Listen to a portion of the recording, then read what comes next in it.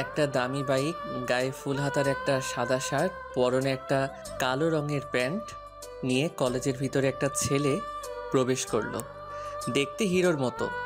কলেজের সকল ছাত্রছাত্রী এক ধ্যানে তাকিয়ে আছে। ছেলেটা বাইক পার্কিং করে কলেজের ভিতরে ঢুকে প্রিন্সিপাল স্যারের অফিস রুমে অনুমতি নিয়ে ঢুকলো। প্রিন্সিপাল স্যারের রুমে গিয়ে একটা চেয়ারে বসলো। ঠিকই ধরেছেন, এই ছেলেটার কেউ নয়, আমি। আজ থেকে এই কলেজে শিক্ষকতা করব। আর পরিচয় জানা লাগবে না, শুধু নামটা জেনে রাখুন, আমি রাসেল। বাকিটা গল্পের সাথে থাকুন, সব জানতে পারবেন। আসসালামু আলাইকুম স্যার, কেমন আছেন? আলহামদুলিল্লাহ ভালো আছি। তুমি কেমন আছো রাসেল? আমি ভালো আছি স্যার। ঠিক আছে, চলো আমার সাথে, তোমাকে সবার সাথে পরিচয় করে দিই।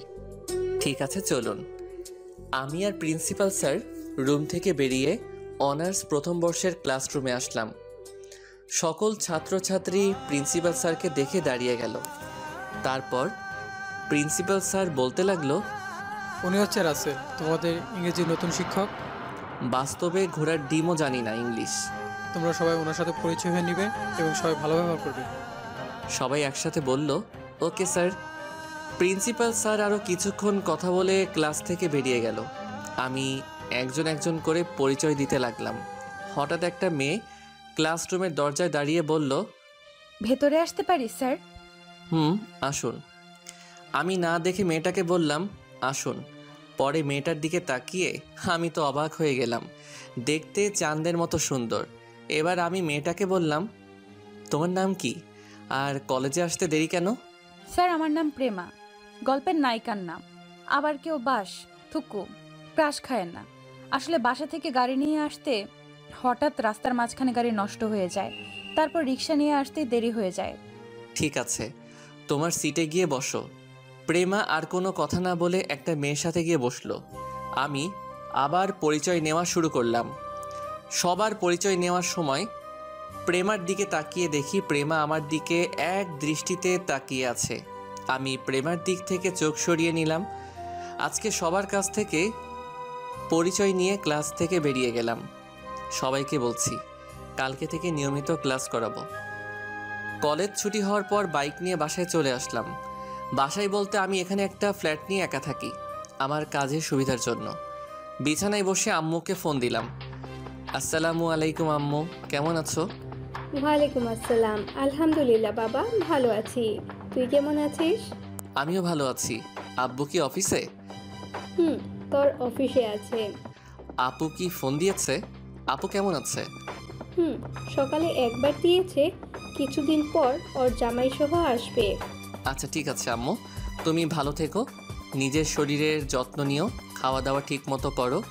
আমি মাত্র কলেজ থেকে আসলাম, ফ্রেশ হয়ে খাওয়া দাওয়া করে একটু রেস্ট নিব। ঠিক আছে বাবা, তাহলে রাখি। আম্মু এ বলে ফোন কেটে দিল। আমি বসে না থেকে ওয়াশরুমে ঢুকে ফ্রেশ হয়ে খাওয়া দাওয়া করে একটা ঘুম দিলাম। আমার খাবার রান্না করার জন্য একজন খালাকে বাসায় রেখেছি। ওনার পাক পুরো আম্মুর রান্নার মতো। বিকালে ঘুম থেকে উঠে ফ্রেশ হয়ে বাহিরে চলে গেলাম হাঁটতে। একটা পার্কে বসে চারদিকে তাকিয়ে দেখতে লাগলাম। হঠাৎ কেউ একজন পিছন থেকে বলল, আরে স্যার, আপনি এখানে কি করছেন? আমি পিছনে তাকিয়ে দেখি প্রেমা, সাথে আরও দুইটা মেয়ে আছে, তারা সবাই আমার ছাত্রী। তখন আমি বললাম, এমনি আসলাম একটু ঘুরতে। তা তোমরা পার্কে কি করো?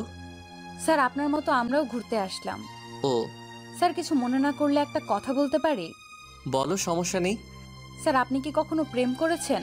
মানে আপনার কোনো গার্লফ্রেন্ড আছে? না, আমি কখনো প্রেম করি নাই, আর করার কোনো ইচ্ছে নেই। কেন স্যার?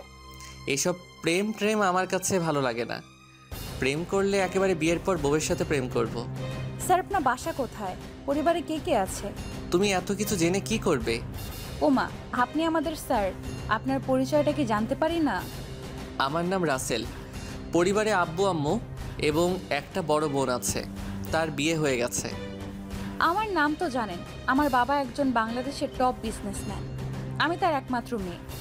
আমার সাথে আমার বান্ধবী মিম এবং রোজা। খুব ভালো লাগলো পরিচয় হয়ে। স্যার, কিছু মনে না করলে আমাদের সাথে এক কাপ কফি খাবেন?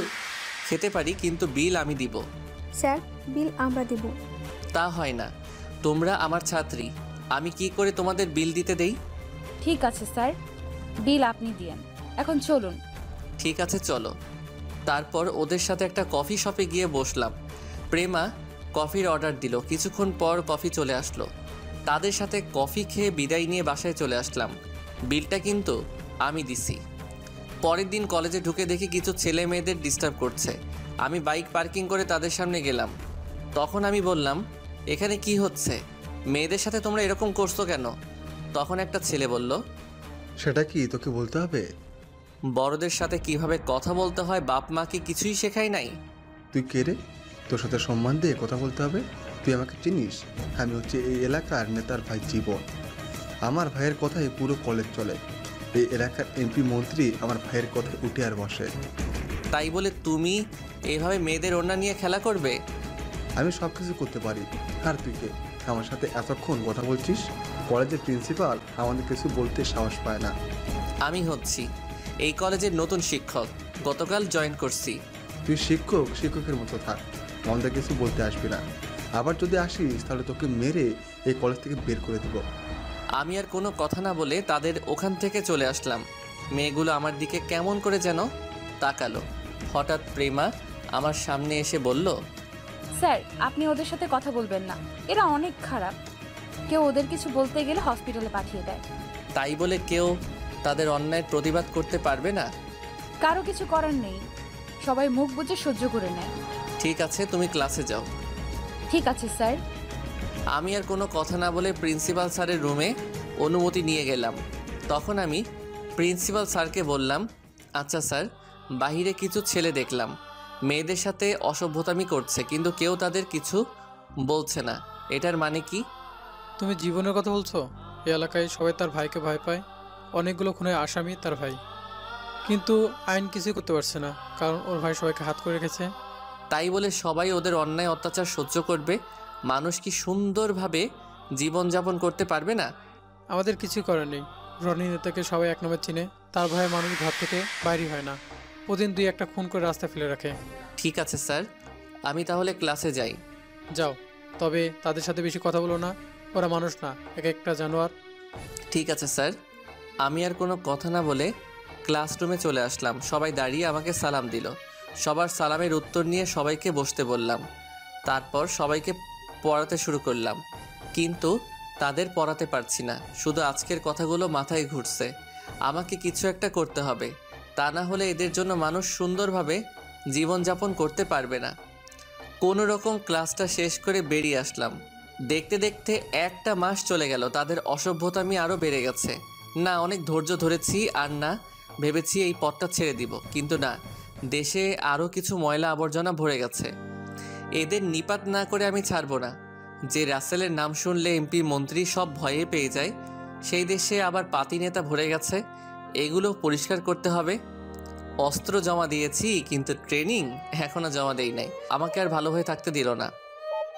আবার আগের মতো সব কিছু শুরু করতে হবে। রাতে বিছানায় বসে আমার আগের সিমটা চালু করলাম। প্রথমে রাফিকে ফোন দিলাম। রাফি ফোন ধরে বলল, আসসালামু আলাইকুম ভাই, কেমন আছেন? অনেকদিন পর ফোন দিলেন।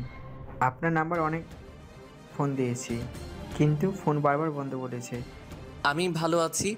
ভেবেছি এই পথটা ছেড়ে দিব, কিন্তু দেখি দেশে আবার ময়লাই ভরে গেছে। এখন বলো, আব্দুল্লাহ কোথায়? ভাই, আব্দুল্লাহ আমার সাথেই আছে। ঠিক আছে, তুই আব্দুল্লাহ এবং সাথে আরও কিছু লোক নিয়ে এই জায়গায় চলে আসবি। ঠিক আছে ভাই, আর এই এলাকায় তো আমাদের নাজিম থাকে, আপনি কোনো চিন্তা করবেন না। আমি সময় মতো লোক নিয়ে চলে আসবো। তুই আসলে ওর সাথে কথা বলবো। টাকা পয়সা আছে? ভাই আসলে ঠিক আছে, তোর বিকাশে টাকা চলে যাবে। তোদের যেন কেউ না দেখে সেভাবে আসবি। ঠিক আছে ভাই। আমি ফোনটা কেটে দিয়ে শুয়ে পড়লাম, আর কিছু না ভেবে ঘুমিয়ে পড়লাম। পরের দিন কলেজে গিয়ে দেখি আগের মতো জীবন মেয়েদের সাথে খারাপই করছে। মাথা ঠান্ডা করে ক্লাসে চলে গেলাম। কোনো রকম ক্লাস শেষ করে বাহিরে আসার পর প্রেমা আমার সামনে আসলো। তখন প্রেমা বলল, স্যার, আপনার সাথে আমার কিছু কথা আছে। কি কথা বলো? চলুন স্যার, কোনো রেস্টুরেন্টে গিয়ে কফি খেতে খেতে কথাটা বলি। ঠিক আছে চলো। আমি আর প্রেমা কলেজ থেকে বেরিয়ে আসতেই জীবন আমার সামনে এসে বলল, কিরে, কলেজে শিক্ষকতা করতে এসে ছাত্রীকে নিয়ে কোথায় যাচ্ছিস? আমাদের পথ ছাড় বলছি। যদি না ছাড়ি তাহলে তুই কী করবি? আমার মাথা গরম হয়ে গেল। তখন প্রেমা বলল, স্যার ওদের সাথে কথা বলে লাভ নেই, আপনি চলুন। কেন রে, আমরা কি ভালো না? একবার আমাদের সাথে বিছানায় যাস, দেখবি আমরা অনেক ভালো খেলতে পারি। তোরা কি জীবনে মানুষ হবি না? মেয়েদের সাথে এইভাবে কথা বলতে তোর লজ্জা করছে না? আরে আমার লজ্জা থাকলে তো করবে, আমার কোনো লজ্জা নেই। স্যার আপনি চলুন না। আমি আর কোনো কথা না বলে একটা রেস্টুরেন্টে চলে গেলাম। রেস্টুরেন্টে ঢুকে একটা টেবিলে গিয়ে বসলাম। তখন আমি বললাম, বলো কেন নিয়ে আসলে আমাকে, কি কথা বলবে? আগে কফির অর্ডারটা দিয়ে নেই। প্রেমা একজন ওয়েটারকে ডাক দিল, 2টা কফির অর্ডার দিল। তখন প্রেমা বলল, এখন তো দুপুরের খাবারের টাইম, খাওয়া দাওয়া করে নেবেন। না এখন খাবার খাবো না, আমি খাবার একটু দেরি করে খাই। স্যার আপনি জানেন বাংলাদেশে একজন মাফিয়া ছিল, তার ভয়ে সব নেতারা প্রস্রাব করে দিত, কিন্তু ওনাকে কেউ সামনাসামনি দেখে নাই। উনি দেশে সব সময় ভালো কাজ করতেন, কিন্তু গত 1 বছর ধরে ওনার কাজ কেউ দেখে না। উনি কি আছেন নাকি মরে গেছেন তা কেউ বলতে পারবে না। সেজন্য এইসব দেশের এই অবস্থা, রাস্তাঘাটে মেয়েরা এবং অন্যান্য মানুষ ঠিকভাবে চলাফেরা করতে পারে না। উনি যদি আবার ফিরে আসতেন তাহলে এইসব গুন্ডারা ভয়ে এইসব খারাপই ছেড়ে দিত। আমি প্রেমার কথা শুনে মনে মনে বলতে লাগলাম, সে মানুষটা যে আমি, তুমি আমাকে চিনতে পারো নাই। তুমি তো দূরের কথা এখনও বাংলাদেশের মানুষ চিনতে পারে নাই। তখন আমি বললাম, যদি বেঁচে থাকে তাহলে অবশ্যই তিনি ফিরে আসবে। আমার মন বলছে উনি এখনও বেঁচে আছে, খুব শীঘ্রই এসব ময়লা আবর্জনা পরিষ্কার করবে। তাই যেন হয় স্যার, আমরা রাস্তাঘাটে ওদের জন্য ঠিকভাবে চলাফেরা করতে পারি না। এবার বলো আমাকে কেন ডেকেছো? তারপর প্রেমা যেটা বলল আমি তো অবাক হয়ে গেলাম। এটা কি করে সম্ভব? তাহলে তো আমার কাজ করতে অসুবিধা হবে। না না, এটা আমি পারবো না। কাউকে ঠকিয়ে হয়তো ক্ষণিকের সুখ পাওয়া যায়, আজীবন সুখে থাকা যায় না। সময় একদিন বুঝিয়ে দিবে কাকে খুঁজতে গিয়ে কাকে হারিয়ে ফেলেছো। স্যার আমি আপনাকে প্রথম যেদিন ক্লাসে দেখি সেদিন আপনাকে আমার পছন্দ হয়ে যায়। এক কথায় আমি আপনাকে ভালোবেসে ফেলেছি। প্লিজ স্যার, আপনি আমাকে ফিরিয়ে দিবেন না? আপনার পেছনে কলেজের অনেক মেয়ে ঘুরে, আপনাকে ভালোবাসি কথাটা বলার জন্য। আমি আপনাকে ছাড়া থাকতে পারবো না। এই তুমি এটা কি বলছো? তুমি আমার সম্পর্কে জানো, আমি তোমার শিক্ষক। আমার সামর্থ্য নেই তোমাকে ভালোবাসার, কারণ তোমার বাবা একজন বাংলাদেশের টপ বিজনেসম্যান।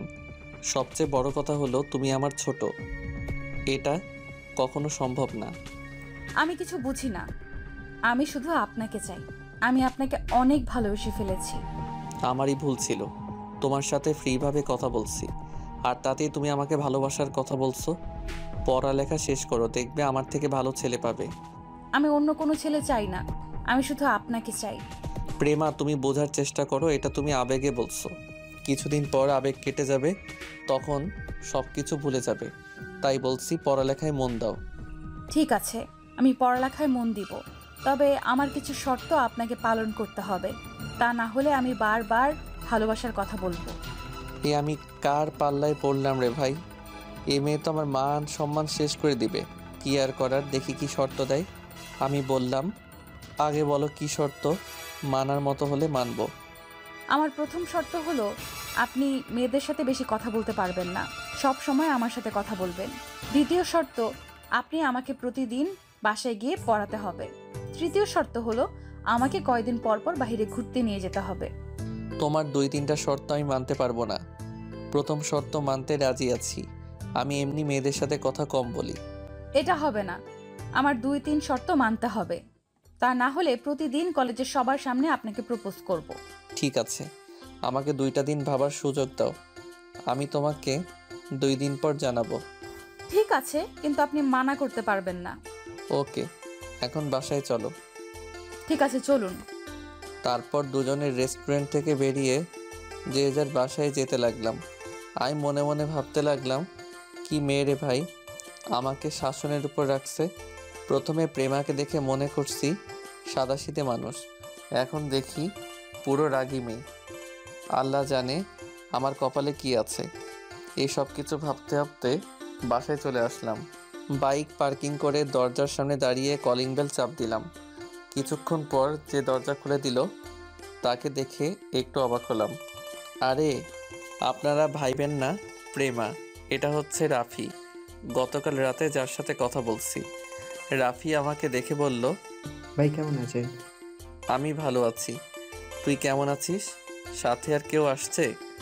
আসলে গতকাল রাতে আমার বিকাশ থেকে 50,000 টাকা পাঠিয়ে দিছি, সেটা আপনাদের বলতে মনে নেই।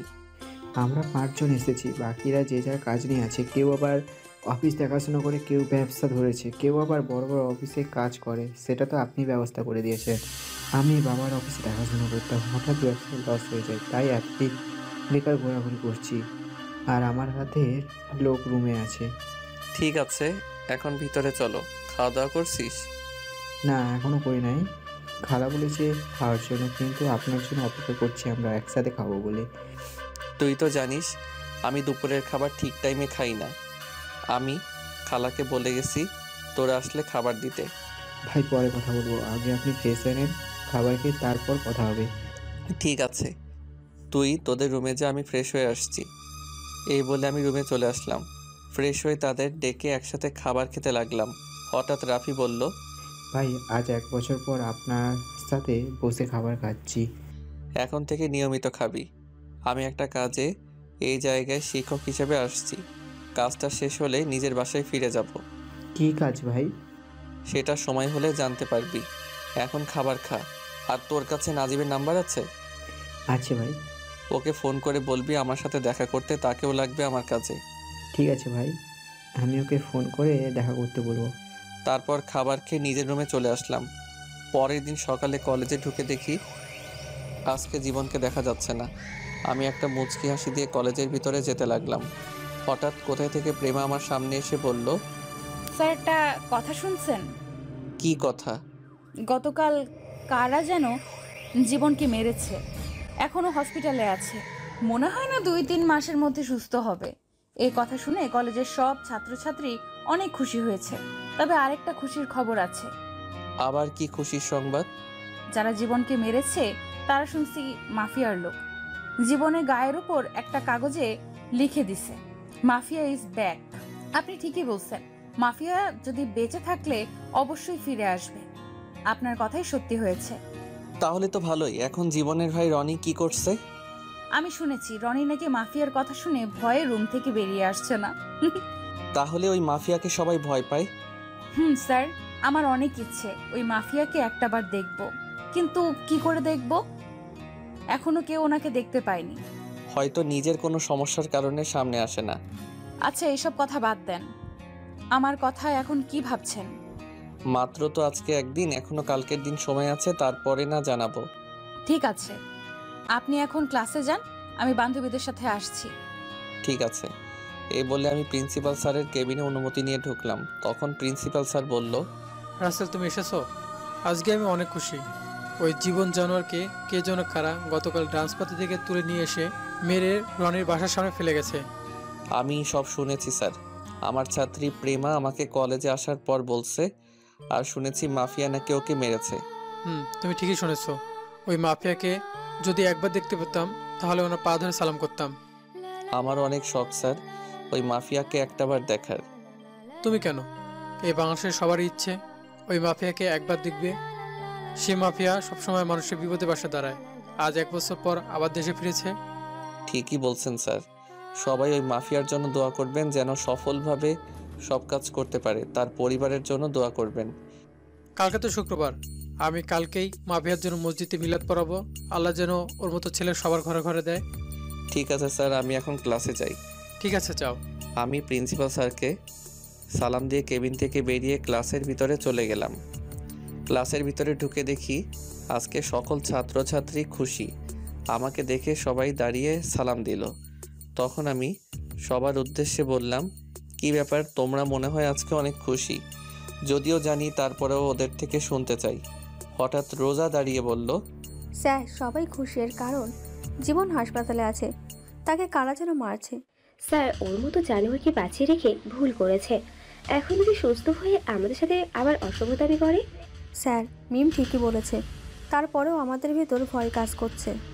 সবাই আমাকে নানাভাবে বুঝিয়ে কথা বলছে। তখন আমি তাদের উদ্দেশ্য করে বললাম, আমার কথা শোনো। মাফিয়া একবার মাফ করে দিলে দ্বিতীয়বার মাফ করে না। আমি মানুষের কাছ থেকে শুনেছি সেই মাফিয়া ঠান্ডা মাথায় কাজ করে। তোমরা কোনো চিন্তা করো না, মাফিয়া যখন ফিরে এসেছে তাহলে কেউ তোমাদের কিছু করতে পারবে না। আপনার কথা যেন ঠিক হয়। আমিও জীবনকে মারার কথা প্রথমে খুশি হয়েছি, পরে ভাবলাম ও তো এখনো বেঁচে আছে, যদি সুস্থ হয়ে আমাদের সাথে খারাপ কিছু করে। ওটা নিয়ে চিন্তা করো না, আল্লাহ সবসময় তোমাদের পাশে আছে। শুধু ওই মাফিয়ার জন্য আল্লাহর কাছে প্রার্থনা করে বলবে আল্লাহ ছাড়া কেউ যেন ওই মাফিয়ার ক্ষতি করতে না পারে। ঠিক আছে স্যার। তারপর পড়া শুরু করলাম। আজকে তাদের খুশি দেখে তাড়াতাড়ি ক্লাস শেষ করে বাহিরে চলে আসলাম। কলেজ ছুটি হওয়ার পর বাইকের কাছে আসার পর প্রেমা আমার সামনে আসলো। তখন আমাকে বলল, তুমি আমাকে একটু বাসার সামনে নামিয়ে দিবে? আজকে আমি গাড়ি নিয়ে আসি নাই। প্রেমা, তোমার ব্যবহার হঠাৎ চেঞ্জ হয়ে গেল কেন? আমি তোমার স্যার, সেটা কি তুমি জানো না? আমি আর পারবো না আপনাকে আপনি করে বলতে, আমি এখন থেকে তুমি করে বলবো। প্রেমা, তুমি কি চাও? আমি এই কলেজ থেকে চলে যাই? না, এটা আমি চাই না। তাহলে আমাকে সম্মান দিয়ে কথা বলবে। কলেজের সব ছাত্রছাত্রী যেভাবে কথা বলে তুমিও আমার সাথে সেইভাবে কথা বলবে। দূর স্যার, আমি আপনার সাথে এতক্ষণ মজা করছি। আমি চেয়েছি আপনাকে তুমি করে বললে আপনি কেমন রিয়্যাক্ট করেন। আমি কি তোমার ছোট যে আমার সাথে মজা করবে? এমন মজা আর কখনো করবে না। সরি স্যার, আমার ভুল হয়ে গেছে। It's okay. প্লিজ স্যার, আমাকে একটু বাসার সামনে নামিয়ে দেন, আমার গাড়ি নষ্ট হয়ে গেছে। ঠিক আছে চলো, কিন্তু কোনো দুষ্টুমি করতে পারবে না। ঠিক আছে, করব না। আমি বাইকে ওঠার পর প্রেমা উঠলো। তখন আমাকে বলল, স্যার আমি তো কখনো বাইকে উঠি নাই, এখন তো আপনাকে ধরতে হবে। ঠিক আছে, তুমি আমার ঘাড়ে হাত দাও। আমার কথা মতো প্রেমা আমার ঘাড়ে হাত রাখলো। প্রেমার হাত ঘাড়ে দেওয়ার পর শরীর দিয়ে হঠাৎ বিদ্যুৎ বয়ে গেছে। এই প্রথম কোনো মেয়েকে বাইকে করে নিয়ে যাচ্ছি। আমি বাইক চালাতে লাগলাম। তখন প্রেমা বলল, স্যার আপনার আব্বু কি করে? সেটা জেনে তুমি কি করবে? এমনি জিজ্ঞেস করলাম আর কি, বলুন না স্যার। আমার আব্বু কিছুই করে না, বড় বোন তার জামাইয়ের সাথে থাকে। আমার টাকা দিয়ে আব্বু আম্মু চলে।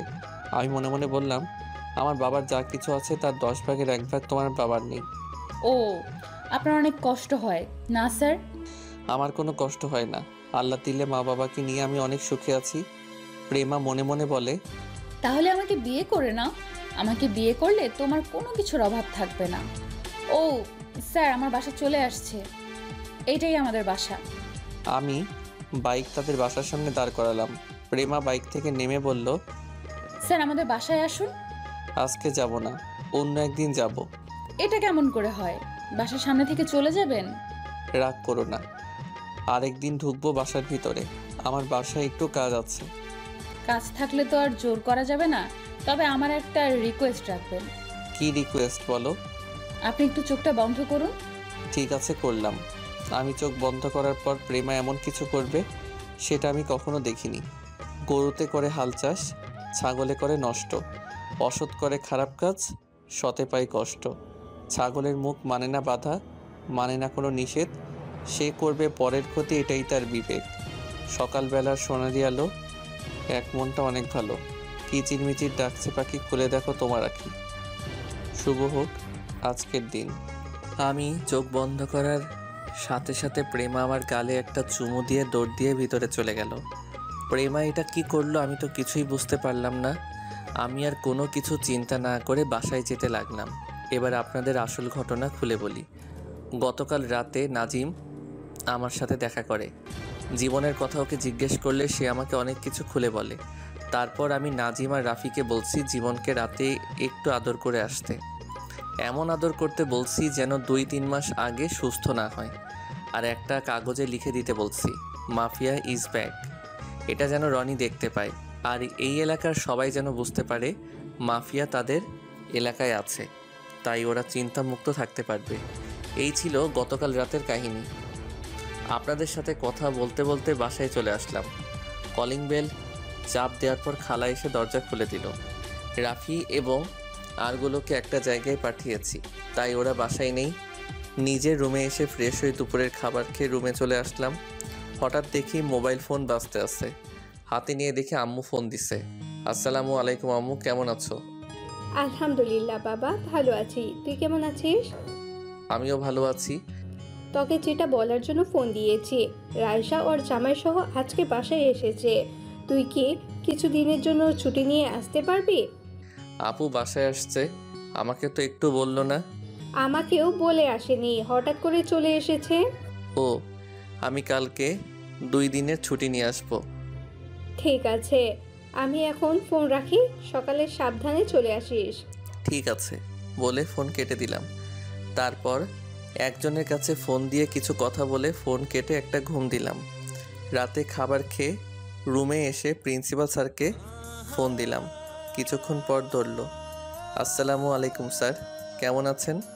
আলহামদুলিল্লাহ ভালো আছি রাসেল, তুমি কেমন আছো? আর হঠাৎ ফোন দিলে যে? আমি ভালো আছি স্যার। আসলে স্যার আমার 2 দিনের ছুটি লাগবে। বড় আপু আজ 2 বছর পর বাসায় এসেছে।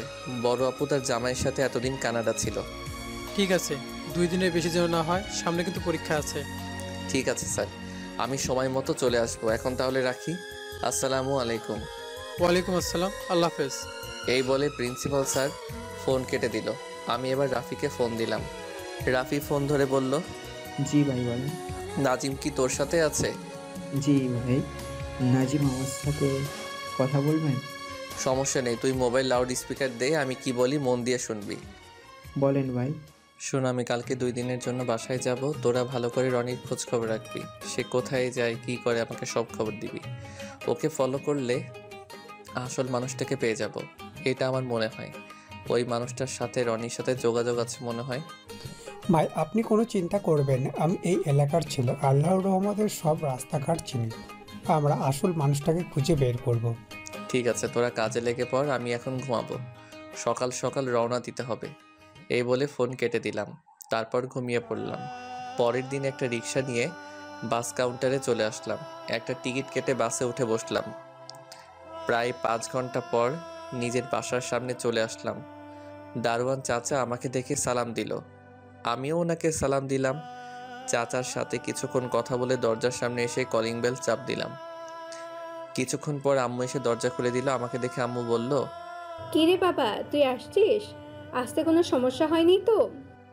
না আম্মু, আসতে কোনো অসুবিধা হয়নি। এখন বলো আপুদুল্লা ভাই এবং আমার বুড়িটা কোথায়? রায়শা ওর মেয়েকে রুমে দুধ খাওয়াচ্ছে, আর ওর জামাই তোর আব্বুর সাথে অফিসে গেছে। ওকে, তাহলে আমি আপুর সাথে দেখা করে আসি। এই বলে আপুর রুমের সামনে এসে বললাম, আপু ভিতরে আসতে পারি?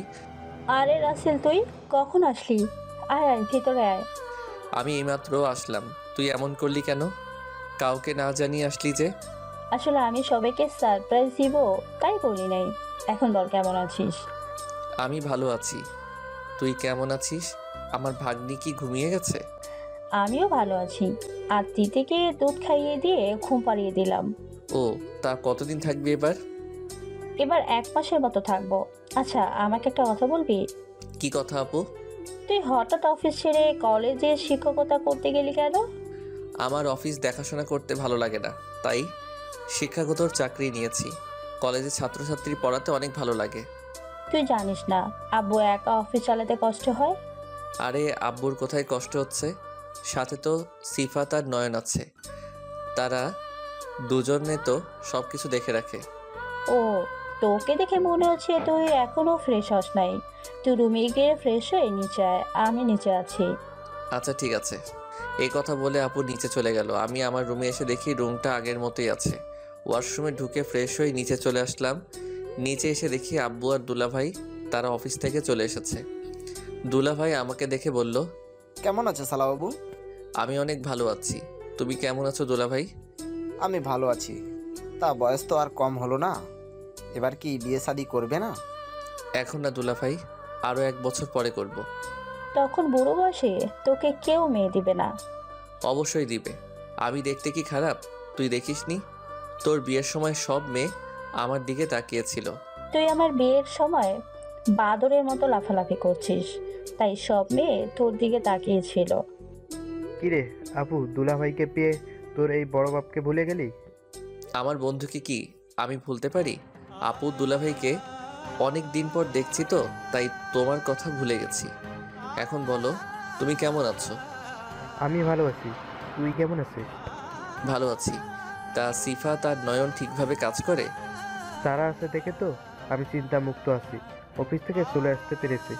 হঠাৎ আম্মু সবার সামনে এসে বলল, অনেক কথা হয়েছে, এবার সবাই খেতে এসো। তারপর সবাই একসাথে খাবার খেতে চলে আসলাম। আমি খাবার খেয়ে নিজের রুমে চলে আসলাম। দেখতে দেখতে 2 দিন পার হয়ে গেল। পরিবারের সবার কাছ থেকে বিদায় নিয়ে চলে আসলাম। পরের দিন কলেজের গেট দিয়ে ঢুকে ভিতরে গিয়ে দেখি কলেজের মাঠে সকল ছাত্রছাত্রী ভিড় করে আছে। আমি একটু ভিড় ঠেলে ভিতরে ঢুকে দেখি প্রেমা একটা মেয়েকে মারতে আছে, কিন্তু কেউ কিছু বলছে না। আমি প্রেমার সামনে গেলাম। প্রেমা আমাকে দেখে ওই মেয়েকে মারা বন্ধ করে দিল। তখন আমি জিজ্ঞেস করলাম, কি হয়েছে প্রেমা, তুমি ওকে এভাবে মারছিলে কেন? কি করেছে ও? আর তোমরা সবাই দাঁড়িয়ে দাঁড়িয়ে কি দেখছো? সবাই ক্লাসে যাও।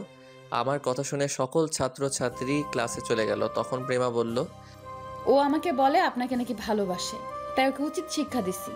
আমাকে ভালোবাসলে তোমার সমস্যা কি? আমার অনেক সমস্যা। ও আপনাকে ভালোবাসতে পারবে না, আপনি শুধু আমার। কেউ আপনাকে ভালোবাসি কথাটা বললে তার চোখ দুটো তুলে নিব।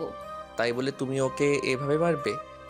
মেরেছি, বেশ করেছি। আমার ভালোবাসার দিকে চোখ তুলে তাকালো কেন?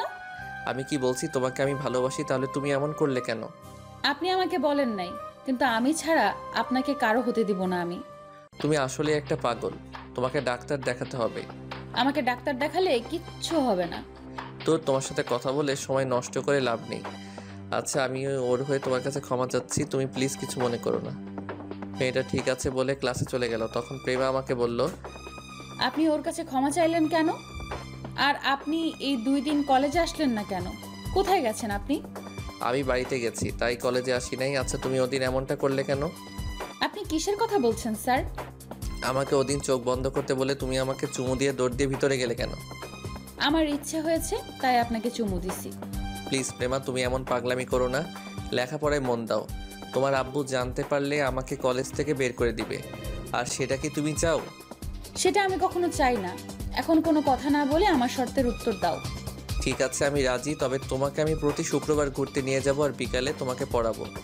ঠিক আছে, সমস্যা নেই। এখন ক্লাসে আসুন।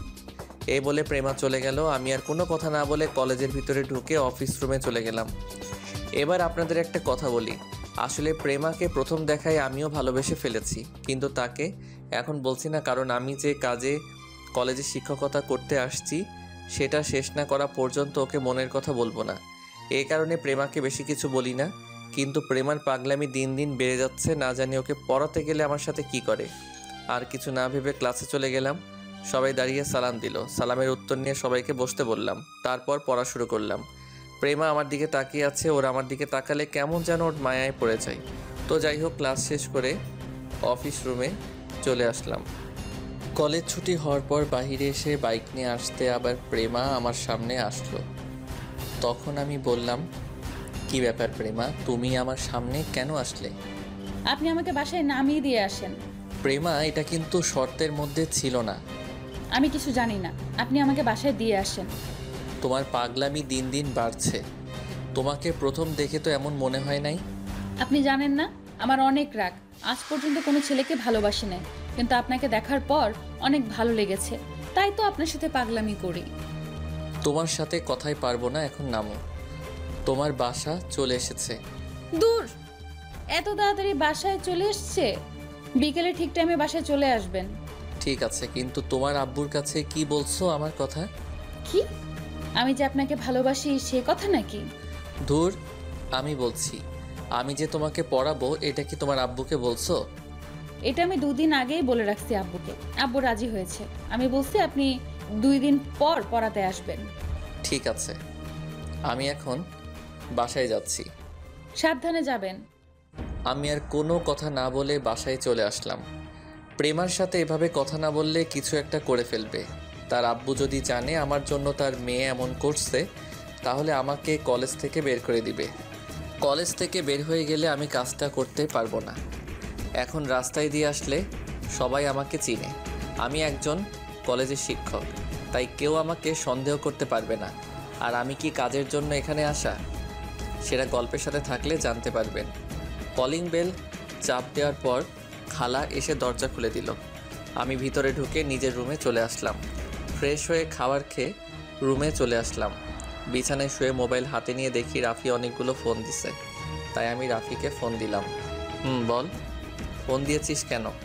ভাই আজকে রনিকে দেখলাম তার ভাই জীবনকে দেখতে এসেছে হাসপাতালে। রনি হাসপাতালে ঢোকার কিছুক্ষণ পর আরও 2টা গাড়ি আসছে হাসপাতালে, কিন্তু ওই 2টা গাড়ি থেকে কোনো লোক বের হয়নি। গাড়ি 2টা কি এখনো আছে? জি ভাই এখনও আছে, কিন্তু রনি এখনও হাসপাতাল থেকে বের হয়নি। আমার মনে হয় রনির সাথে কেউ ছদ্মবেশে হাসপাতালের ভিতরে ঢুকছে। তুই আর নাজিম হাসপাতালের ভিতরে ঢুকে দেখ, তবে তোদের যেন চিনতে না পারে। ঠিক আছে ভাই, আমরা ভিতরে ঢুকে পরে আপনাকে সব কিছু জানাবো। এই বলে রাফি ফোন কেটে দিল।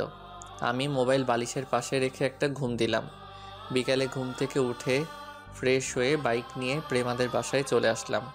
কলিং বেল চাপ দেওয়ার পর কাজের বুয়া এসে দরজা খুলে দিল। তখন আমাকে বলল, আপনি কে? কাকে চাই? জি আমি এই বাড়ির মালিকের মেয়েকে পড়াতে আসছি। ঠিক আছে, ভিতরে আসুন। আমি ভিতরে ঢুকে দেখি একজন বাবার বয়সী লোক সোফায় বসে কফি খাচ্ছে আর পেপার পড়ছে। দেখে মনে হচ্ছে প্রেমার আব্বু। তখন আমি ওনাকে সালাম দিলাম, আসসালামু আলাইকুম। ওয়ালাইকুম সালাম। তুমি কে? তোমাকে তো চিনতে পারলাম না। আসলে আঙ্কেল, প্রেমা আমাকে আসতে বলল। আমি হচ্ছি ওর কলেজের শিক্ষক। ও, তার মানে তুমি রাসেল। প্রেমা আমাকে তোমার কথা বলছে। তা তুমি কেমন আছো? বাসার সবাই কেমন আছে? জি আলহামদুলিল্লাহ, আমি ভালো আছি। বাড়ির সবাই ভালো আছে। তো আপনি কেমন আছেন আঙ্কেল? আমি ভালো আছি। যাও, প্রেমা তার রুমে আছে। আঙ্কেল, ওর রুম কোনটা? আমি তো চিনি না। ওপরে গিয়ে হাতের ডান দিকে পাশের রুমটা প্রেমার। Okay uncle. এই বলে আমি উপরে চলে আসলাম। আঙ্কেলের কথা মতো রুমের সামনে গিয়ে দরজা টোকা দিলাম, কিন্তু প্রেমার কোনো কথা বলছে না। তাই আর কিছু না ভেবে রুমের ভিতরে ঢুকে গেলাম। রুমে ঢুকে চারপাশে তাকিয়ে আমি তো পুরো অবাক হয়ে গেলাম। দেখি আমার ছবি প্রেমার রুমের চারপাশে সাজিয়ে রেখেছে। কিন্তু প্রেমা এই ছবিগুলো কোথায় থেকে তুললো? আমার মাথায় তো কিছুই আসছে না। হঠাৎ ওয়াশরুম থেকে প্রেমা বেরিয়ে আসলো। তাকে দেখে আমি সাথে সাথে চোখ বন্ধ করে ফেললাম। প্রেমা আমাকে দেখে বলল, আরে স্যার, আপনি চোখ বন্ধ করলেন কেন? তুমি বোঝো না আমি চোখ কেন বন্ধ করছি? বুঝলে আর কি, আপনাকে বলতাম স্যার। তুমি আগে জামা কাপড় চেঞ্জ করো, আমি রুম থেকে বেরিয়ে যাচ্ছি। জামা কাপড় পরা হলে আমাকে ডাক দিও। এই বলে যেই না রুম থেকে বেরিয়ে আসবো, তখন প্রেমা যেটা করলো সেটা আমি কখনো কল্পনাও করতে পারি নাই। আমার হৃদয়ের সুপ্ত বাসনা কী করে বোঝাই বলো না। চাই শুধু আমি প্রেম ভালোবাসা নাইকো কোনো ছলনা। জীবন হলো জলের নৌকা, কখনো সুখের পাল তুলে, কখনো দুঃখের স্রোতে ভাসে, কখনো ছুটে যায় ভালোবাসার টানে, কখনো থেমে যায় অজানা অভিমানে। আমি বের হয়ে আসতেই প্রেমা আমাকে জড়িয়ে ধরে ঠোঁটের সাথে ঠোঁট লাগিয়ে দিল। আমি তাকে ছাড়াতে চাইছি, কিন্তু প্রেমা আমাকে জোর করে কিস করতে লাগলো। অনেক জোরাজোরি করে 2 মিনিট পর প্রেমার থেকে ছাড়া পেলাম। প্রেমা, তুমি এটা কি করলে? তুমি ভুলে যেও না আমি তোমার শিক্ষক। আমি নিজেকে কন্ট্রোল করতে পারি নাই আপনার ঠোঁটের দিকে তাকিয়ে। তাই বলে তুমি আমাকে এভাবে কিস করবে? করেছি, বেশ করেছি, কারণ আমি আপনাকে ভালোবাসি। তুমি এই কারণে আমাকে বাসায় এসে তোমাকে পড়াতে বলছো? ঠিক ধরেছেন। তুমি এরকম করলে আমি তোমাকে পড়াতে আসবো না। সেটা আপনি কখনো করবেন না স্যার। মানে তুমি কি বলতে চাও? মানে হলো আপনিও আমাকে ভালোবাসেন। তুমি এটা ভুল ভাবছো, আমি তোমাকে ভালোবাসি না। মনে মনে বললাম, তোমাকে তো প্রথম দেখায় ভালোবেসে ফেলেছি। যদি আপনি আমাকে ভালো না বাসতেন তাহলে আমার এরকম অত্যাচার সহ্য করতেন না। তুমি আমার ছাত্রী, তাই তোমাকে কিছু বলি না। আমি জানি তুমি এসব আবেগে করছো, কিছুদিন পর এমনি ঠিক হয়ে যাবে। আমি এসব আবেগে করছি না। আচ্ছা, আপনি আমার চোখের দিকে তাকিয়ে বলুন তো, আপনি আমাকে পছন্দ এবং ভালোবাসেন না? তুমি একটু বেশি কথা বলছো। তাড়াতাড়ি জামা কাপড় চেঞ্জ করে পড়তে বসো। এখন কথা ঘোরাচ্ছেন কেন? সত্যি করে বলুন তো, আপনি আমাকে মনের কথা খুলে বলছেন না কেন? আমি তোমাকে ভালোবাসি না, তারপরেও তুমি কেন এমন করছো? আমি কিন্তু এখন চলে যাব। ঠিক আছে, আমি জামা কাপড় চেঞ্জ করছি, আপনি বাইরে গিয়ে দাঁড়ান। আমি আর কোনো কথা না বলে রুম থেকে বেরিয়ে আসলাম। মনে মনে বললাম, শাকচুন্নি আমার মনের কথা কিভাবে বুঝতে পারলো। কিছুক্ষণ পর প্রেমা রুমে যেতে বলল। রুমে গিয়ে দেখি প্রেমা পড়ার টেবিলে বসে আছে। আমি একটা বই হাতে নিয়ে তাকে পড়াতে লাগলাম। প্রেমা তো পড়ছে না, সারাক্ষণ আমার দিকে তাকিয়ে আছে। কোনো রকম পড়ায়ে তার আব্বুকে বলে বাসা থেকে বেরিয়ে আসলাম। পড়াতে পড়াতে প্রায় সন্ধ্যা হয়ে গেছে। কিছুক্ষণ পর বাসায় চলে আসলাম। বাসায় এসে ওয়াশরুমে ঢুকে ফ্রেশ হয়ে বেরিয়ে এসে দেখি মোবাইল বাজতে আছে। মোবাইল হাতে নিয়ে দেখি আননোন নাম্বার। 2-3 রিং হওয়ার পর ধরলাম। তখন ওই পাশ থেকে একটা মেইলি কণ্ঠে বলল, আসসালামু আলাইকুম স্যার, কেমন আছেন? ঠিকমতো বাসায় গেছেন?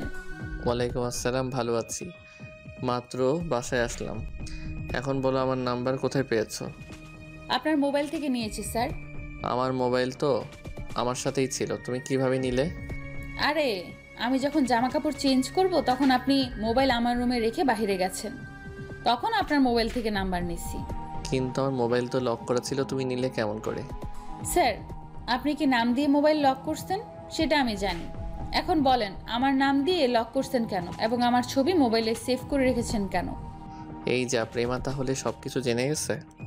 আসলে একদিন লুকিয়ে প্রেমার একটা ছবি তুলছি, সেটা মোবাইলের সামনে সেভ করে রেখেছি আর প্রেমার নাম দিয়ে মোবাইল লক করছি।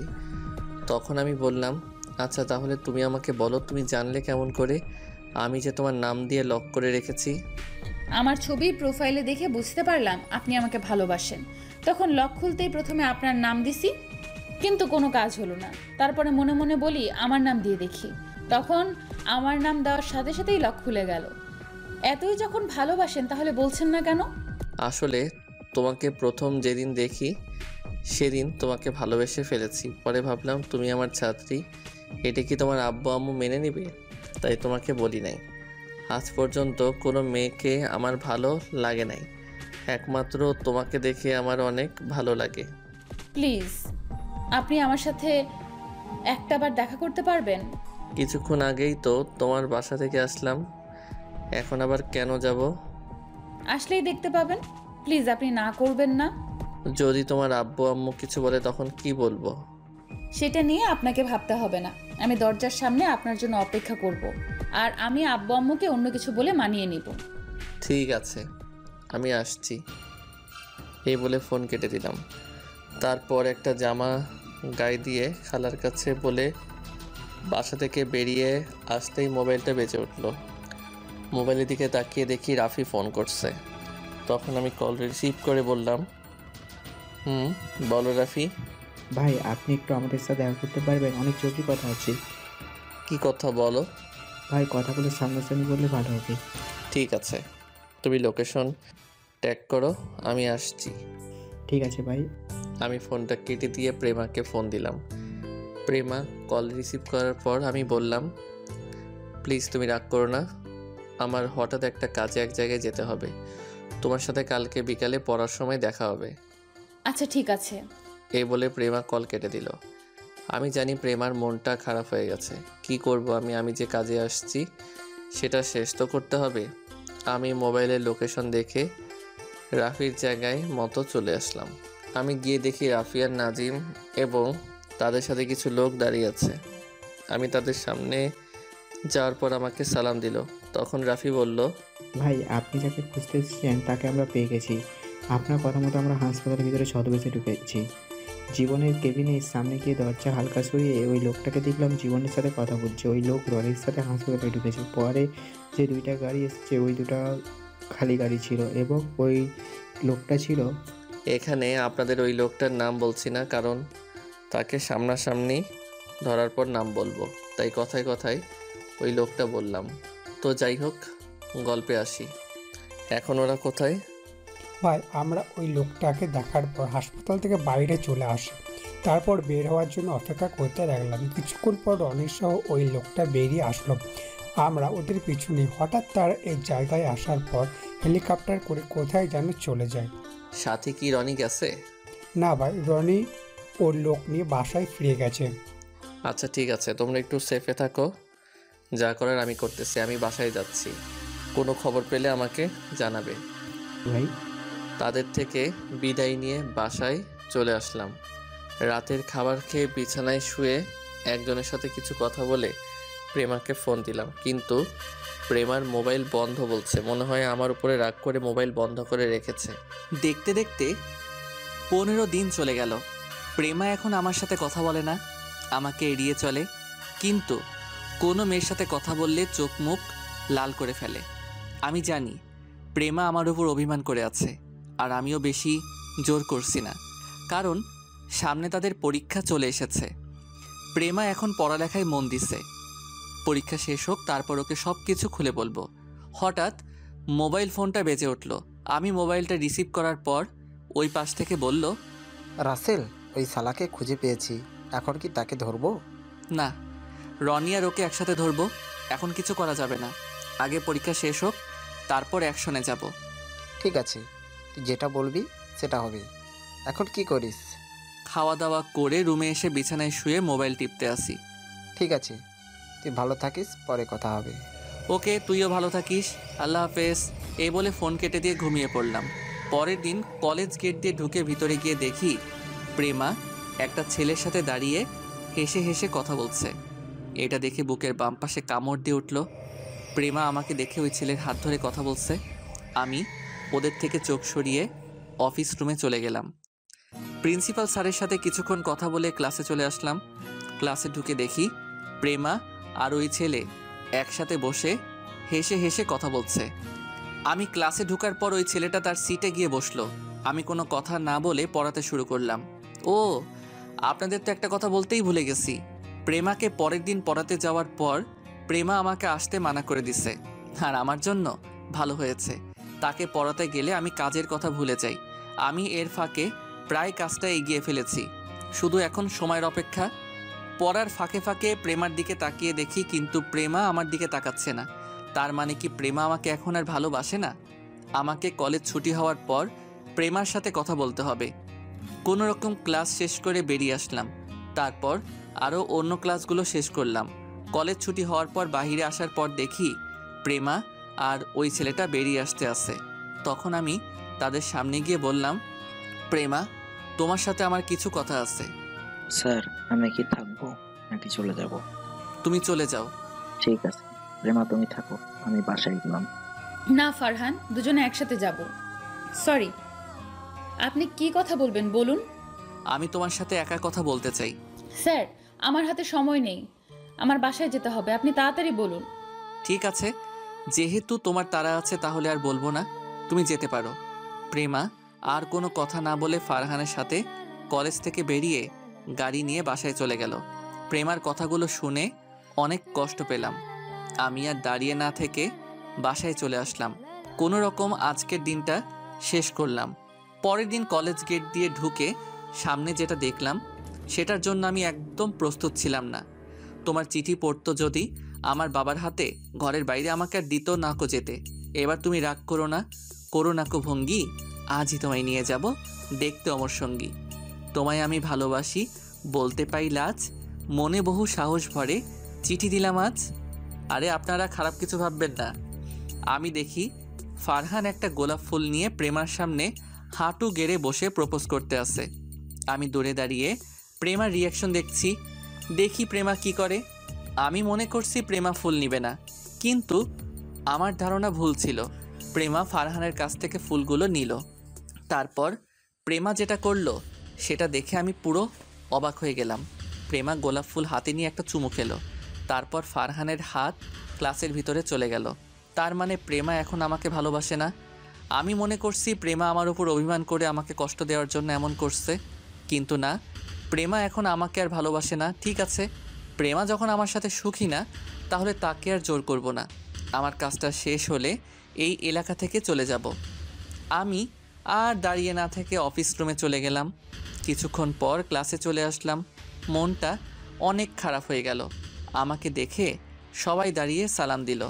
তারপর সবাইকে পরীক্ষার জন্য কিছু নোট দিলাম এবং সবাইকে বুঝিয়ে দিলাম। পরীক্ষারও 2 দিন পরে প্রেমা আমার দিকে একটাবারও তাকালো না। কোনো রকম ক্লাসটা শেষ করে অফিস রুমে চলে আসলাম। দেখতে দেখতে পরীক্ষার আজকে শেষ দিন।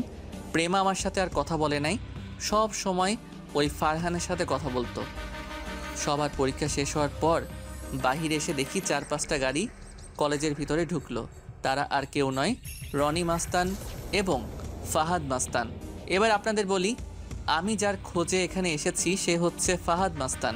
ওকে মারার জন্য এই এলাকায় আসা। কি করেছে ফাহাদ মাস্তান তা কিছুক্ষণ পরে জানতে পারবেন। আমি রনি এবং ফাহাদের সাথে আরও 2টা ছেলেকে দেখে একটা মুচকি হাসি দিলাম। তারা আর কেউ নয়, রাফি এবং নাজিম। রনি আর ফাহাদকে দেখে কলেজের সকল ছাত্রছাত্রী এক জায়গায় দাঁড়িয়ে দেখতে লাগলো। সবার ভিতরে ভয় ঢুকে গেছে। আমি তাদের সামনে যাওয়ার পর রনি বলল, তুই কি মনে করেছিস আমি তোকে ধরতে পারবো না? শুনেছি তুই নাকি আমার চাচাতো ভাই ফারাদকে মারতে এসেছিস। তখন ফাহাদ মাস্তান বলল, তুই আমাকে মারতে আসলি কেন? আমি তোর কি ক্ষতি করেছি? আজ থেকে 6 মাস আগে তুই একটা পরিবারকে সবার সামনে গুলি করে মারছিস, সেটা কি তোর মনে আছে? মনে আছে। ওই রফিকের কাছে চাঁদা চাইতে গেলে আমার গালে থাপ্পড় মারে, তাই ওকে এবং ওর পরিবারকে রাস্তার মাঝখানে গুলি করে হত্যা করি। তোকে আইন কিছু করে নাই? এই ফাহাদের নাম শুনলে এমপি মন্ত্রী ভয়ে কাঁপে, আর তুই বলছিস আইন কিছু করে নাই? ও তাই নাকি? কিন্তু আজকে তোকে আমার হাত থেকে কে বাঁচাবে? তুই জানিস রফিককে? উনি হচ্ছে আমার বাবার বন্ধু, সবার সাথে অনেক দুষ্টুমি করতো। আমি ওনার সাথে বন্ধুর মতো চলাফেরা করছি, আর তুই টাকার জন্য ওনার পরিবার সহ মেরে ফেললি। যখন শুনেছি প্রশাসন তোকে কিছু করে নাই, তখন আমি এই কলেজে ছদ্মবেশে ঢুকি, একমাত্র তোকে মারার জন্য। তুই এখন আমার আসল পরিচয় জানিস না, আমি কে। ও তাই নাকি? তাহলে বল তুই কে? সেটা কিছুক্ষণ পর জানতে পারবি। আগে তোদের একটু ক্যালমা দেখাই। রাফি এবং নাজিম, তোরা এদিকে আয়। আমার কথা শুনে রাফি এবং নাজিম আমার পাশে এসে দাঁড়ালো। রনি আর ফাহাদ শুধু চেয়ে আছে। তখন আমি আবার তাদের বললাম, তোরা জানিস ওরা কারা? ওরা হচ্ছে আমার লোক। আমি ওদের বলেছি তোদের সাথে অভিনয় করে ঢুকতে এবং তোদের সব খবর আমাকে দেওয়ার জন্য। কি ওরা তোর লোক? তার মানে এতদিন আমাদের অবৈধ ব্যবসা সব তুই ধ্বংস করেছিস। আজকে তোদের কেউ বাঁচতে পারবে না আমাদের হাত থেকে। এই তোরা দাঁড়িয়ে আছিস কি? ওদের মেরে ফেল। এই বলে যেই না রনির লোক আমাদের মারতে আসবে, তখন 2টা হেলিকপ্টার ওপর থেকে মাঠের মাঝখানে এসে নামলো এবং কলেজের গেট দিয়ে 10-12টা গাড়ি ঢুকলো। রনির লোক সব দাঁড়িয়ে গেল। হেলিকপ্টার থেকে 2টা ছেলে বেরিয়ে আসলো। তারা আর কেউ নয়, সিফাত আর নয়ন। এরা হচ্ছে আমার বন্ধু এবং আমার ডান হাত বাম হাত। সিফাত আর নয়ন আমাকে একটা কোট পরিয়ে দিল, যে কোটে আমার লড়াই করার সব জিনিস আছে। তখন আমি ওদের বললাম, আমাকে দেখে চিনতে পারিস নাই তাই না? আমি হচ্ছি সেই মাফিয়া যে ছদ্মবেশে দেশের জন্য কাজ করে গেছি, যার নাম শুনলে এমপি মন্ত্রী ভয়ে প্রস্রাব করে দেয়। তার মানে তুই সেই মাফিয়া যাকে বাংলাদেশের সব মাস্তান ভয় পায়? ঠিকই ধরেছিস, আমি সেই মাফিয়া। তোদের মতো মাস্তানকে আমি মেরে মেরে রাস্তায় ফেলে রাখতাম। আমি মনে করেছি বাংলাদেশে এখন আর কোনো গুন্ডা মাস্তান নেই, তাই বাবার অফিসে 1 বছর ধরে কাজ করতে লাগলাম। হঠাৎ আঙ্কেলের হত্যার কথা শুনে আবার আগের জগতে ফিরে আসলাম। রনি আর ফাহাদ দৌড়ে এসে আমার পা জড়িয়ে ধরে বলতে লাগলো। প্রথমে ফাহাদ বলল, ভাই আমার ভুল হয়ে গেছে, আমাকে আপনি ক্ষমা করে দিন। আমি আর এমন কাজ কখনো করব না, আমি এখন ভালো হয়ে যাব।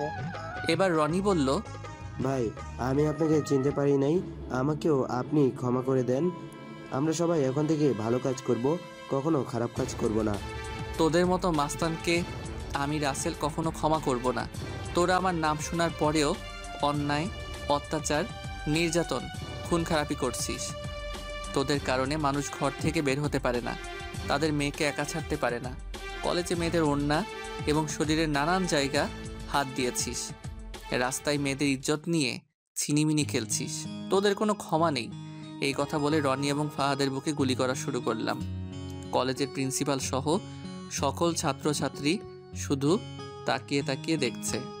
এই ওদের লাশ 2টা নদীতে ভাসিয়ে দেই, আর বাকিদের বলছি, আমি তোমাদের কিছু করলাম না। আমি জানি তোমরা ওদের কথা মতো কাজ করে গেছো, তাই বলছি ভালো হয়ে যাও, তা না হলে ওদের মতো তোমাদের মেরে নদীতে ভাসিয়ে দিব।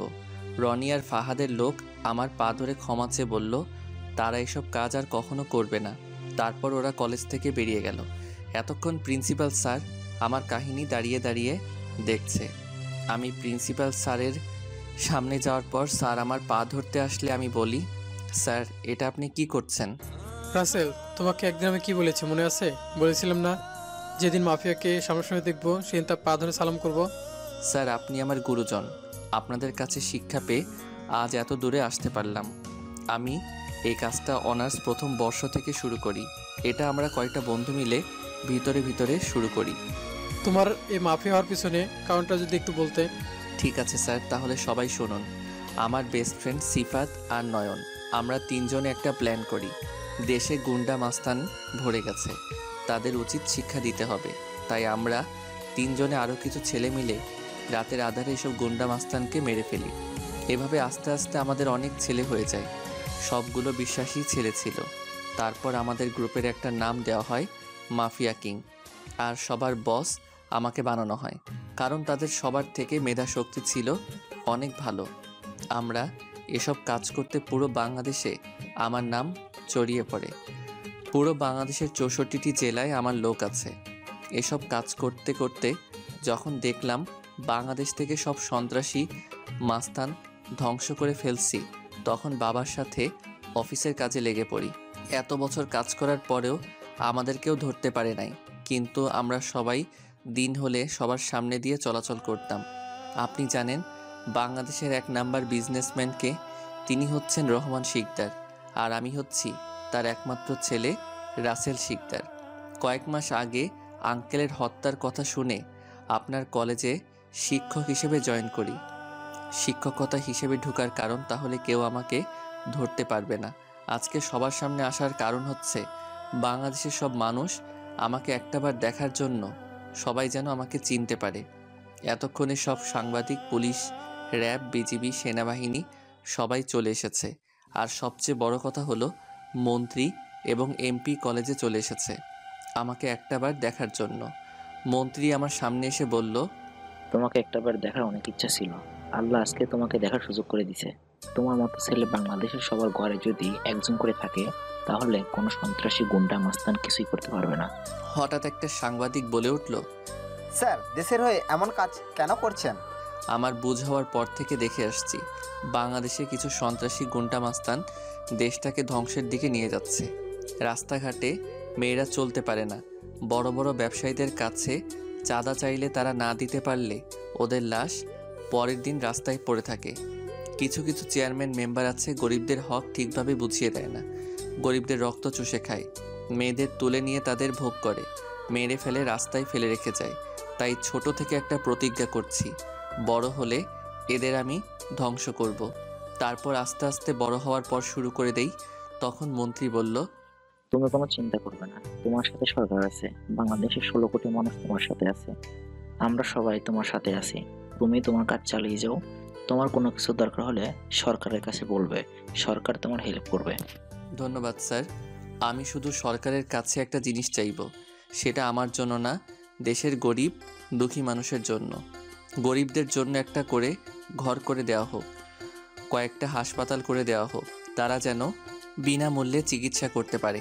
কয়েকটা স্কুল কলেজ করে দেওয়া হোক, তারা যেন ছেলে মেয়েদের বিনা পয়সায় পড়াতে পারে। তাহলে দেশে কোনো ছেলে মেয়ে অশিক্ষিত থাকবে না। এটাই আমার সরকারের কাছে চাওয়া। তুমি চিন্তা করো না, আমরা সরকারের কাছে আবেদন করব তোমার কথাগুলো যেন রাখে। ইনশাল্লাহ সরকার অবশ্যই সবকিছু করে দেবে। আমি এখন তাহলে আসি, আমার বাসায় কিন্তু একদিন অবশ্যই আসবে। আমি ঠিক আছে বললাম। তারপর এমপি, মন্ত্রী এবং সব সাংবাদিক চলে গেল। আমি প্রিন্সিপাল স্যারকে বললাম, স্যার আমি চলে যাচ্ছি, আমি এই কাজটা করার জন্য কলেজে এসেছি। যদি কখনো ভুল কিছু করে থাকি তাহলে আমাকে মাফ করে দিবেন। আরে তোমার মতো ছেলে কখনো অন্যায় করতে পারে না। তুমি ভালো থেকো, আর আমার দোয়া সবসময় তোমার সাথে আছে। আমি প্রিন্সিপাল স্যারকে সালাম দিয়ে সিফা তার নয়নের সাথে হেলিকপ্টারের সামনে যাওয়ার পর প্রেমা আমার সামনে এসে দাঁড়ালো। তুমি আমার সামনে এসে দাঁড়ালে কেন? আমাকে আপনি ক্ষমা করে দেন, আমি আপনাকে চিনতে পারি নাই। আমি কখনো ভাবিনি আপনি সেই মাফিয়া। প্লিজ আমাকে আপনি ক্ষমা করে দেন। তুমি তো আমার সাথে কোনো দোষ করো নাই, তাহলে ক্ষমা চাচ্ছ কেন? আমি আপনাকে ভালোবেসে কষ্ট দিচ্ছি। যদি আগে জানতাম আপনি সেই মাফিয়া, তাহলে কখনোই আপনাকে ভালোবাসার কথা বলতাম না। কেন, মাফিয়া হলে কি ভালোবাসা যায় না? যায়, কিন্তু আপনাকে তো আমি কষ্ট দিচ্ছি। আপনি যখন মেয়েদের সাথে আমার সামনে কথা বলেন তখন আমার অনেক খারাপ লাগে। আপনি অনেক দিন এমন করছেন। তখন ফারহান আর আমি আপনার সামনে অভিনয় করি আপনাকে কষ্ট দেওয়ার জন্য। তাহলে তুমি আমার সাথে কথা বলো না কেন? তোমার সাথে কথা বলতে গেলে আমাকে এড়িয়ে চললে কেন? ওই দিন আপনি আমার বাসায় আসবেন বলে আসলেন না দেখে আপনার সাথে কথা বলি নাই, কিন্তু আপনি তো আমার সাথে একটা বারও জোর করলেন না। আমি চাইছি আপনি আমার সাথে জোর করে কথা বলেন, কিন্তু আপনি বললেন না। আমি তোমার সাথে যদি জোর করে কথা বলতে যাই তাহলে ছাত্রছাত্রী কি ভাববে আমাকে? যে যা ভাবার ভাবুক, আপনি করলেন না কেন? আমি মনে করছি তুমি আমার উপর অভিমান করে এমন করছো, তাই পরীক্ষার পর তোমার সাথে কথা বলবো। কিন্তু পরীক্ষার কিছুদিন আগে থেকে তুমি ফারহানের সাথে হেসে হেসে কথা বলো, তার হাত ধরে চলাফেরা করো। আমার সামনে ফারহান তোমাকে প্রপোজ করে, তুমি ওর হাত থেকে ফুল নিয়ে ফুলে একটা চুমু দাও, তারপর ওর হাত ধরে ক্লাসে চলে যাও। তাই আমি মনে করছি তুমি এখন আর আমাকে ভালোবাসো না। সেটা তো আপনাকে কষ্ট দেওয়ার জন্য করেছি। আমি আর ফারহান জাস্ট ফ্রেন্ড, আমাদের মধ্যে অন্য কিছুই নেই। আর ফারহানের গার্লফ্রেন্ড আছে, আমি ওকে বলছি আমার সাথে অভিনয় করতে। ও তাহলে এই ব্যাপার। তুমি জানো আমি তোমার এসব দেখে অনেক কষ্ট পেয়েছি। পরে চিন্তা করলাম আমার দ্বারা এসব প্রেম ভালোবাসা হবে না। জীবনের প্রথম কাউকে ভালোবাসলাম, প্রথম প্রেমে ব্যর্থ। তাই ভাবলাম আমি যে কাজে এসেছি সেটা শেষ করে নিজের বাসায় চলে যাব। এসব প্রেম ভালোবাসা আর করব না। একবারে বিয়ের পর বউয়ের সাথে প্রেম করব। এখন কি আমাকে ভালোবাসেন না? ভাসতে পারি, যদি এরকম কষ্ট আর কখনো না দাও। আমি আর এমন কষ্ট আপনাকে দিব না। সব সময় আপনাকে ভালোবাসা দিয়ে আপন করে রাখবো। তুমি আমাকে এবার আপনি বলা বাদ দাও, এখন থেকে তুমি করে বলবে। ঠিক আছে, তুমি করে বলবো। সিফাত আর নয়ন, তোরা দুইজন একটু অন্যদিকে তাকাতো। আমার কথা শুনে সিফাত আর নয়ন অন্যদিকে তাকিয়ে মুচকি মুচকি হাসছে। ওরা আমার মতলব বুঝে গেছে। আর বুঝবে না কেন? তারা তো আমার বেস্ট ফ্রেন্ড। সিফাত আর নয়ন অন্যদিকে তাকানোর পর আমি প্রেমার ঠোঁটের সাথে ঠোঁট লাগিয়ে দিলাম, কারণ প্রেমার ঠোঁট দুটো আমাকে তার দিকে টানছে। তাই আর নিজেকে কন্ট্রোল করতে পারলাম না। প্রেমা আমাকে জড়িয়ে ধরে পাগলের মতো কিস করতে লাগলো। প্রায় 5 মিনিট পর ছেড়ে দিলাম। প্রেমা আমার বুকের ভিতরে মাথা লুকিয়ে ফেললো। এই পাগলি, তোমার আবার কি হয়েছে? তুমি ওদের সামনে এটা কি করলে? তোমার দেখি লজ্জা শরম কিছুই নেই। তুমি যখন আমাকে করতে তখন আমি কিছু করেছি? আর ওরা আমার বেস্ট ফ্রেন্ড, তাই কিছু হবে না। ঠিক আছে, এখন কি তুমি বাসায় চলে যাবে? এখন আমি বাসায় যাব। কালকে আব্বু আম্মুকে তোমাদের বাসায় বিয়ের প্রস্তাব নিয়ে পাঠাবো। সত্যি বলছো? পাগলি, তোমাকে আমি একবারের জন্য বাসায় নিয়ে আসবো। তোমাকে ছাড়া আমি থাকতে পারবো না। আমিও তোমাকে ছাড়া থাকতে পারবো না। তুমি যত তাড়াতাড়ি সম্ভব আমাকে বিয়ে করে তোমাদের বাসায় নিয়ে যাও। ঠিক আছে, এখন তুমি বাসায় যাও, কালকে আব্বু আম্মুকে পাঠিয়ে দিব। তোমাকে ছেড়ে যেতে ভালো লাগছে না। আরে পাগলি, কিছুদিন অপেক্ষা করো, তারপর তো তোমাকে নিয়ে আসবো। ঠিক আছে, এখন আমাকে জড়িয়ে ধরে আরেকবার কিস করো। কি আর করার, প্রেমার কথা মতো আরেকবার কিস করলাম। তারপর নাজিম আর রাফিকে বললাম প্রেমাকে বাসায় দিয়ে আসতে। নাজিম এবং রাফির সাথে প্রেমা চলে গেল। আমি একটা হেলিকপ্টারে উঠে পড়লাম। সিফাত আর নয়ন তারা অন্যটায় উঠল। তারপর হেলিকপ্টার উপরে উঠে গেল। বেশি সময় লাগলো না ঢাকায় আসতে। দেখতে দেখতে সেই দিনটা চলে আসলো, মানে আমার আর প্রেমার বিয়ে হয়ে গেল। আমরা সবাই অনেক সুখে জীবনযাপন করতে লাগলাম। প্রেমাকে একটা কলেজে ভর্তি করিয়ে দিছি। প্রতিদিন সকালে আমার সাথে করে কলেজে নিয়ে যাই, আবার ছুটি হওয়ার পর নিয়ে আসি। সরকার আমার কথা রেখেছে, তারা অলরেডি কাজ শুরু করে দিছে। এখন দেশে কোনো সন্ত্রাসী গুন্ডা মাস্তান কিছুই নেই। কেউ কোনো খারাপ কাজ করার সাহস পায় না। ধন্যবাদ সবাইকে। চশমা পরা সেই দু চোখের মাতাল করা দৃষ্টি মন জমিনে নামিয়েছিল মুষলধারায় বৃষ্টি। তোর ঠিকানায় আছি আমি, মন পাড়াতে ঘুরি। সেদিন থেকে যেদিন নিলি মনটা করে চুরি। মনে নীল খামে প্রথম চিঠি তোমার নামে, তাও আবার মনে মনে পাঠিয়েছি মোবাইল ফোনে। পরে দেখো শেষ লাইন, মিস করছি তোমায়।